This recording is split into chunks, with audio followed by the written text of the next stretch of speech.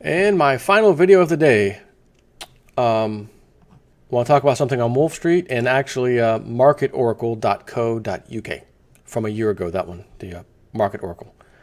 Someone sent this to me in email because he said, hey, you were talking about that fourth cycle thing. You know, there's the four cycles, and the fourth one, is the worst one until everything resets or whatever. He's like, but have you ever heard of the Kondrativ wave? Kondrativ wave, I think is how you pronounce that, based off the guy's last name who discovered it. Another cycle, which by chance is, I guess, about to happen or started happening as of 2016, maybe. I'll get into the article in a minute. But to give you a little pre-bonus, Wolf Street, oops, this isn't supposed to happen in a rosy credit scenario for the first time in the U.S. since the financial crisis. What might this be? He says, let's forget for a moment the Fed, its rate increase flip-flopping and what that might do in theory to the economy, and let's look instead at what companies are actually doing, how they're responding to the environment they find themselves in, because now something is happening that we haven't seen since the trough of the financial crisis. Credit growth. No matter what has been the mantra, it could never be enough. If companies borrow more from banks, they'll use that money to invest in productive activities or equipment and grow. That's the theory, and it would move the economy forward. So total loans and leases at all commercial banks have soared 40% since the bottom of the financial crisis to $9.13 trillion in the week ending February 15th, according to the Board of Governors of the Federal Reserve, and are 25% above the peak of the prior credit bubble in October 2008. But since the week ending December 7th, 2016, they have declined a smidgen. So why is that all-important loan growth flattening out after soaring for so many years? And how do companies fit into this? Of the of the many categories of loans and leases, one category stands out as an indicator of what companies are doing: commercial and industrial loans. They edged down to $2.1 trillion in the week ended February 15th. That's where they'd first stood in October 19th last year. After ballooning relentlessly for 6 years straight, C&I loans have now been stalled for 4 months in a row. Keyword, 4 months in a row. Since the bottom of the financial crisis, there have been periods of 4 or 5 weeks of stalling C&I loans, but they were invariably followed by robust loan growth immediately afterwards. So these C&I loans have been booming over those years. But this period from October 19th until now is the first extended stretch of stalling C&I loans since the bottom of the financial crisis. The chart shows C&I loans at all banks going back to 2012. Note how the 4-month stagnation period is unique during this time period, which, let me just give you a little look-see at that, if you will. You can see no other period on this chart do you see this length of a straight line across. Not looking good.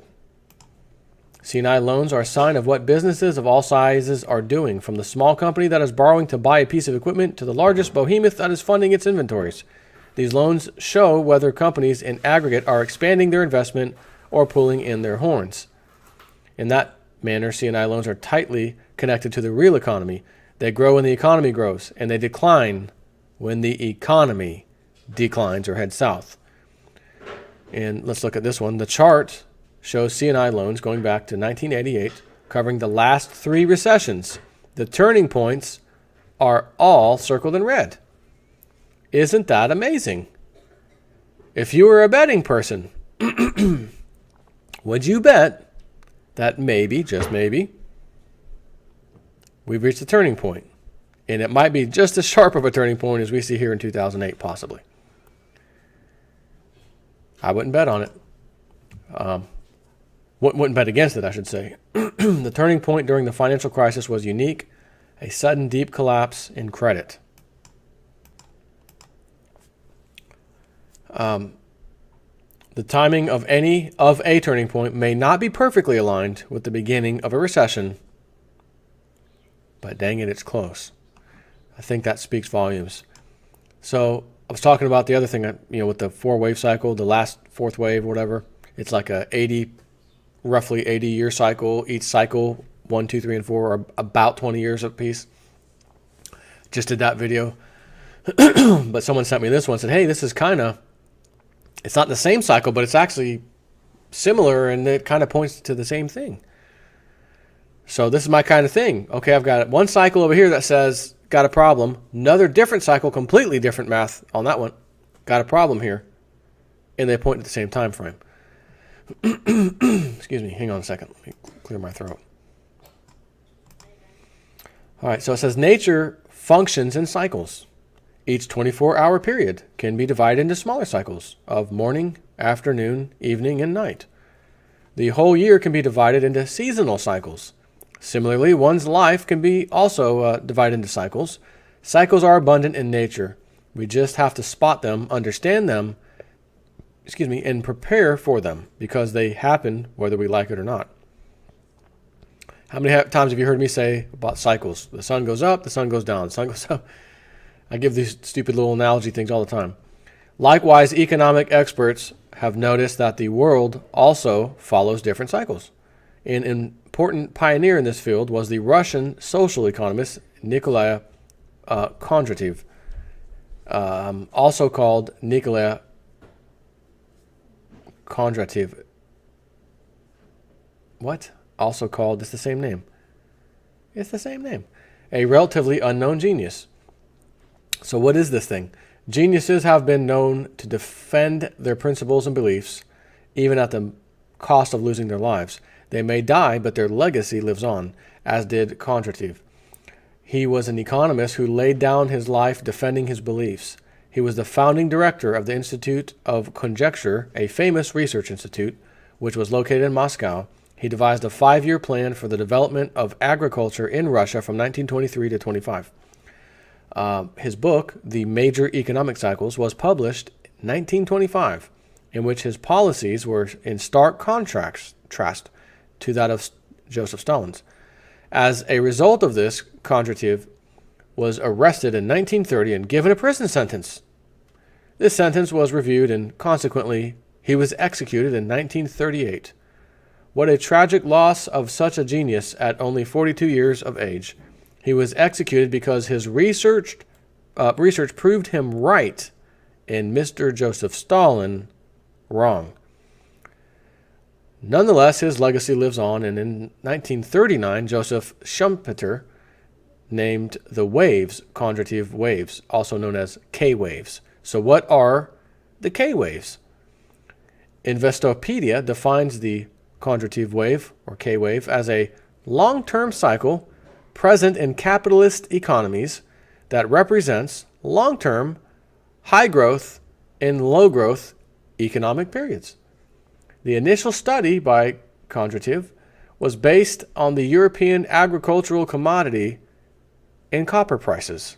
He noticed this period of evolution and self-correction in the economic activity of the capitalist nations and felt it was important to document. My kind of guy. Think like a scientist, act like a scientist, give the data, review the data, etc. Or maybe you review it first, then give it. Have a working hypothesis. It looks like I got something here. I do have something here. Share the data. Doesn't go against what our president or leader, Mr. Stalin, not necessarily socialist, but a dictator, doesn't like that. Off with his head. Thanks. You take a guy like, again, a genius, guy figures this stuff out, shares it with the world. This is fantastic data. Don't like your data, kill him. Yep, fantastic. He noticed this period of evolution and self-correction in the economic activity of the capitalist nation, and he felt it was an important thing to document.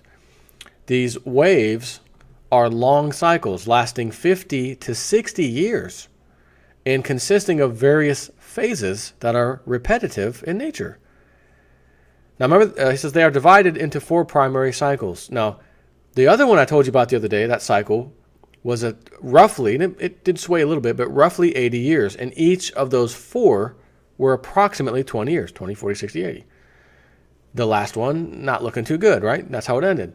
So he has the spring inflationary growth phase, the summer stagflation or recession, autumn deflationary growth, plateau period, and finally the winter depression. That's what he called them. Those are the 4 stages. So number 1, spring inflationary growth phase. The first wave starts after a depressed economic state. With growth comes inflation. This phase sees stable prices, stable interest rates, and a rising stock market, which is led by strong corporate profits and technological innovations. This phase generally lasts for 25 years. Number 2, summer stagflation or recession. This phase witnesses wars such as the War of 1812, the Civil War, the World Wars, and the Vietnam War. War leads to a shortage of resources, which leads to rising prices, rising interest rates, and higher debt. And because of these factors, companies' profits decline. So speaking of this war cycle, didn't our president say he wants to add another 52 or so billion to the defense budget and quote, possibly more than that? It may be higher than that? Why would he want to do that all of a sudden? Just for fun. 3, autumn deflationary growth or the plateau period. After the end of war, people want economic stability. While the economy sees growth in selective sectors, this period also witnesses social and technological innovations. Prices fall and interest rates are low, which leads to higher debt and consumption. At the same time, companies' profits rise, resulting in a strong stock market. All of these excesses end with a major speculative bubble. You starting to figure out what cycle we're kind of at the end of and what's about to begin?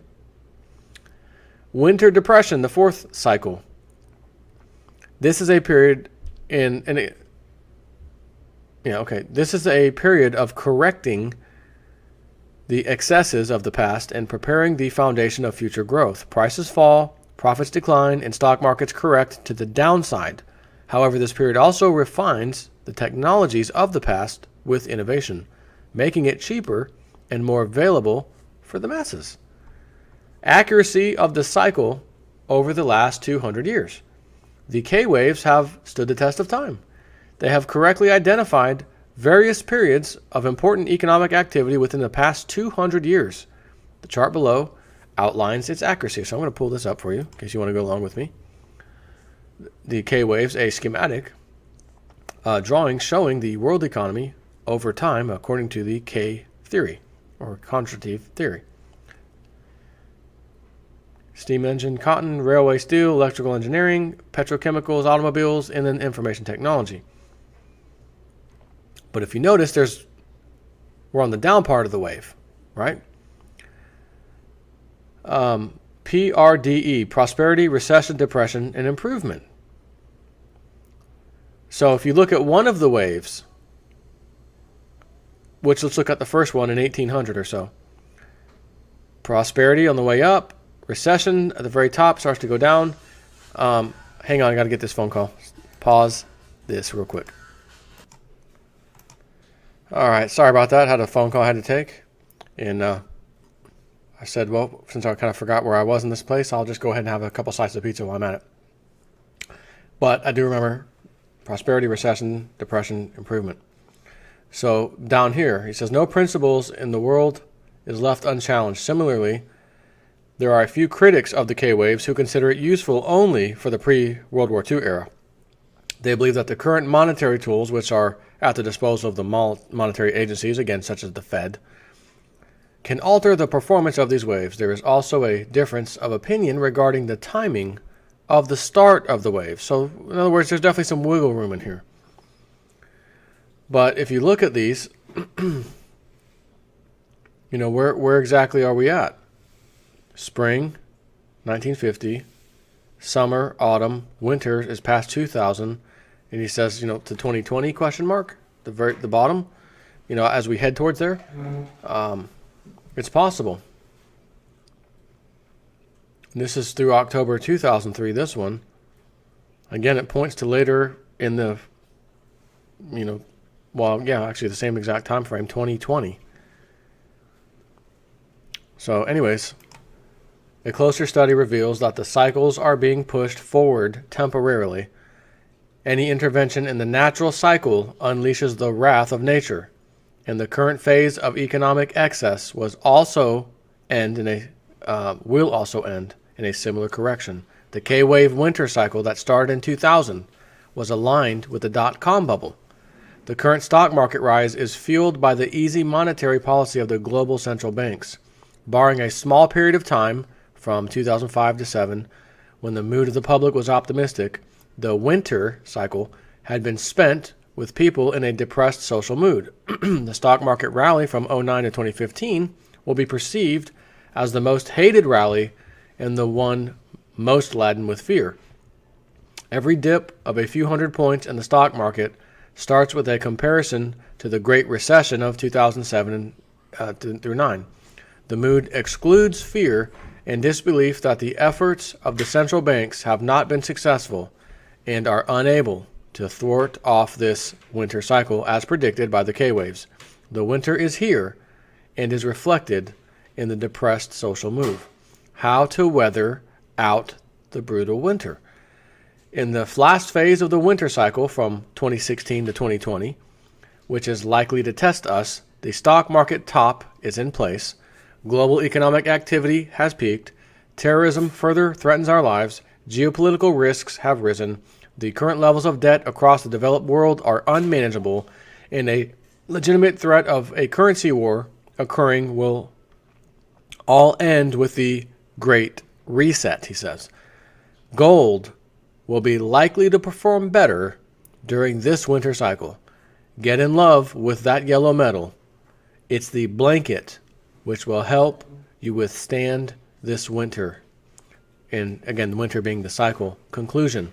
Cycles are generally repetitive forces that give us an insight into the future so we can be prepared to face it and prosper. Without excessive intervention, nature is very forgiving while correcting the excesses.